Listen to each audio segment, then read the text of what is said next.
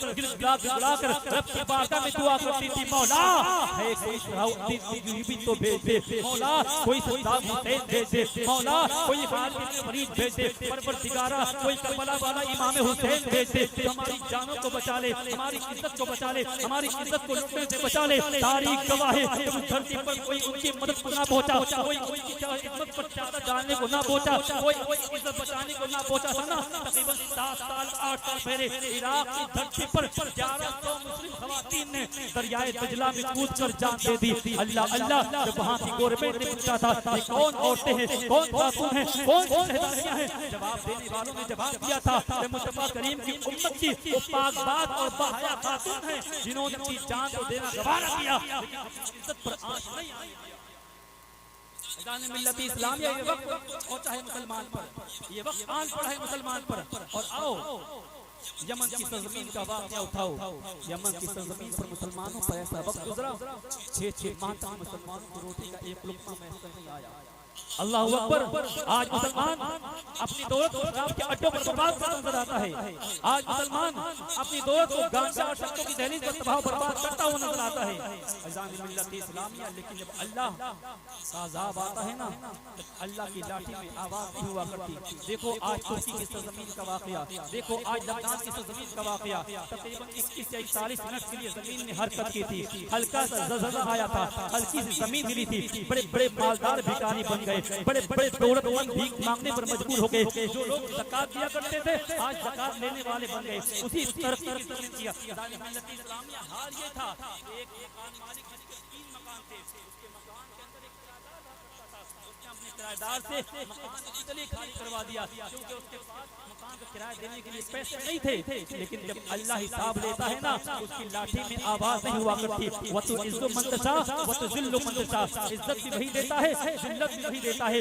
जो बादशाह बना सकता है वो फकीर भी बना सकता है। जिस मकान मालिक ने अपने किराएदार को पैसे न होने की वजह से मकान में निकाल दिया, लेकिन आज़ादी मिल्लत इस्लामिया चंद हफ्तों के बाद रब्बे परवरदिगार के हुक्म से जमीन में हल्की सी हरकत की है। 41 मिनट का ज़लज़ला, 41 सेकंड का ज़लज़ला था, हल्की सी हरकत थी। कितने मालदारों की बिल्डिंगें ढह गई, कितने मालदारों की तमाम दौलत तबाह बर्बाद हो गई। और वही आदमी जिसकी ज़मीन पर 3 मकान थे, इसने मकान मालिक ने किराएदार को निकाल दिया था। अल्लाह का ऐसा अज़ाब आया, 3 की 3 बिल्डिंगें ज़मीन बोझ हो गई। आज वही जिसने गरीब का दिल दुखाया था, आज वो जो मालदार था अब भीख मांगने पर मजबूर हो गया। अल्लाह वही मकान मालिक और किराएदार गुजार रहे। ये वक्त आ गया है यमन की सरजमीन पर 6 माह तक लोगों को रोटी का लुक़मा मैसर नहीं आया। इस्लामिया हद तो तब हो गई छोटे छोटे दूध पीते हुए बच्चों को इस्लामिया घोड़ों को खिलाने वाली घास खिलाकर उनकी जिंदगियां बचाई गई हैं। बताओ मुसलमानों पर ये वक्त क्यों आया? मुसलमानों को क्यों बताया जा रहा है? मुसलमानों के खून की होलियां क्यों की जा रही है? मुसलमानों के खून की होलियां और मुसलमानों को गोलियों का निशाना क्यों बनाया जा रहा है? इस्लामिया उठाओ तारीख। जब तक मुसलमान नमाज का पाबंद, जब तक मुसलमान कुरान की तिलावत किया करता था, जब तक मुसलमान ने कुरान को सीने से लगाया था, जब तक मुसलमान सुन्नत मुस्तफा का पाबंद था, तारीख उठाओ।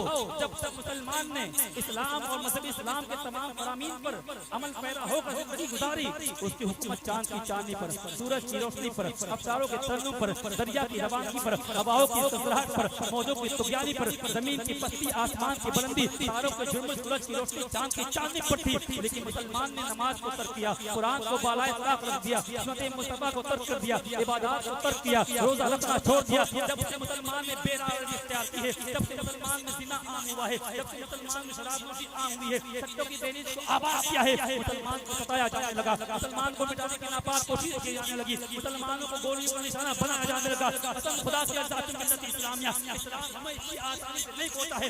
आज हमें तो इस्लाम मिल गया, लेकिन इस्लाम के लिए लोगों ने जाने दी है, लोगों ने कत्ल करवाया है, लोगों ने खानदान लुटाया है। और करबला की धरती पर इमाम हुसैन ने तो अपना पूरा कुंबा लुटा दिया, पूरा खानदान लुटा दिया, अपने खानदान के एक चिराग को कुर्बान करके करबला की धरती से इमाम हुसैन ने ये पैगाम दिया था, ए दुनिया वालों, ए मुस्तफा का कलमा करने वालों, इस्लाम के मानने वालों, अगर मेरे नबी से सच्ची मोहब्बत है, अगर आका से सच्चा इश्क है, अगर रसूलुल्लाह की मोहब्बत का दावा है ना, अगर रसूलुल्लाह की मोहब्बत में तुम्हें जान देनी पड़े तो जान दे देना, कुर्सी की हुकूमत देनी पड़े कुर्सी की हुकूमत दे देना, ताज और तख्त देना पड़े ताज और तख्त दे देना, आबरू को इज्जत देनी पड़े आबरू को इज्जत देना। मुस्तफा करीम के शहजादे करबला की धरती से इमाम हुसैन ने फरमाया था, मैंने कुंबा देकर मुस्तफा का दीन पहुंचाया है। ओ लोगों, आजकल के जमाने में दौलत नहीं, इज्जत नहीं, आबरू को शौक नहीं, मालो दौलत नहीं, बल्कि अगर मुस्तफा के दीन के लिए जान भी देनी पड़े तो जान दे देना, मुस्तफा का दिया हुआ ईमान ना देना। तभी तो शायर कहता है ना,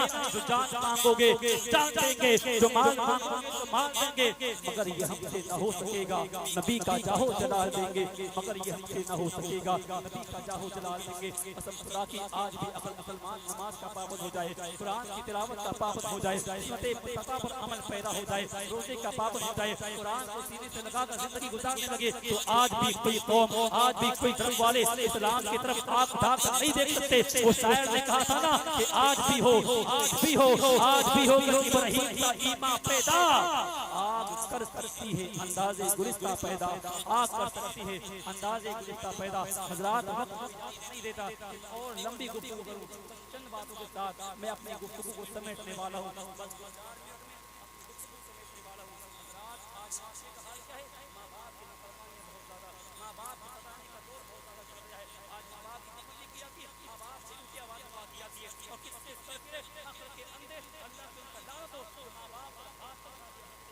बाप घर से बाहर निकाल दिया करते हैं। अल्लाह अकबर। बरेली के मुसलमानों, बरेली के ताजदार यहाँ तक फरमाता है, अगर माँ बाप से बात करनी हो ना, पहले माँ बाप से इजाजत ली जाए, पहले माँ बाप से इजाजत ली जाए।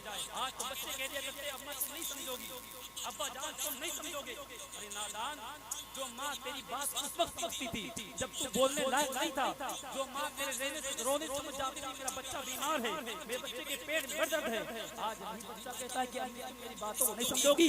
बरेली का ताजदार फरमाता है, अगर वालिदैन से बात करनी हो ना, माँ बाप से अगर बात करनी हो, पहले उनसे इजाजत दी जाए। जब माँ बाप इजाजत दे दें, उनकी बारगाह में हाथ को बांधकर ऐसे खड़े हो जैसे गुलाम आका की बारगाह में खड़ा होता है, और उनसे ऐसे बात करे जैसे नौकर एक बादशाह से बात किया करता है, एक नौकर अपने आका अपने मालिक से बात किया करता है। अल्लाह अल्लाह, आज जाती मिल्लत इस्लामिया लोग माँ बाप को सताते हैं। इससे माँ बाप को अपना पेट काटकर तेरे मुंह में लुकमा पहुंचाया, जिस बाप ने रात को रात नहीं देखा, सर्दी की रातों में काम करता रहा, लोगों की गालियां खाई हैं, लोगों के ताने सुने हैं, और कुछ समाजों से अपने गाल पर खाए हैं, लेकिन उसने क्यों काम किया? ताकि मेरे बच्चे को अच्छी बात मिले, मेरे बच्चे को अच्छी तालीम मिले, मेरे बच्चे को अच्छा कपड़ा मिले। लेकिन इस्लामिया जब वही बच्चे बड़े होते हैं, माँ बाप के नाफरमान बन जाते हैं। अल्लाह अकबर। एक बात याद आती है, एक 5 साल का बच्चा है, उसकी माँ का इंतकाल हुआ, 3 से 4 मिनट में 5 साल का बच्चा, उसकी माँ का इंतकाल हुआ है। अल्लाह अल्लाह, उसके बाप ने दूसरी शादी करी है, दूसरी शादी करी। चंद माह बाद इस्लामिया वो बाप अपने 5 साल के बेटे से पूछता है, ए बेटे जरा बता, तेरी पहली वाली माँ अच्छी थी या दूसरी वाली? अल्लाह अकबर। 5 साल का बच्चा, उसे क्या करो शऊर? वो जवाब देता है, बाजान पहली वाली माँ थी ना, वो झूठी थी, तो पहली माँ थी वो झूठी थी, दूसरी माँ सच्ची है। बाप हैरान है, हैरत में है, ताज्जुब में सोच रहा है आखिर मामला क्या है। पूछता है, बच्चे बता क्या मामला है, आखिर क्या बात पेश आई है, आखिर ऐसा क्यों कहता है? बेटा जवाब देता है, अब्बा जान जो पहली माँ थी ना, वो कहती थी स्कूल नहीं जाएगा तो मारूंगी, खाना नहीं दूंगी। अब्बा जान वो झूठी थी, वो कहती थी मारूंगी तो मारती नहीं थी, वो कहती थी खाना नहीं दूंगी, मैं पूरे दिन खेल कर आता था, स्कूल नहीं जाता था, मेरी माँ मुझे ढूंढ कर लाती थी, अपने हाथों से खाना खिलाती थी, कहती थी मारूंगी, मारती नहीं थी।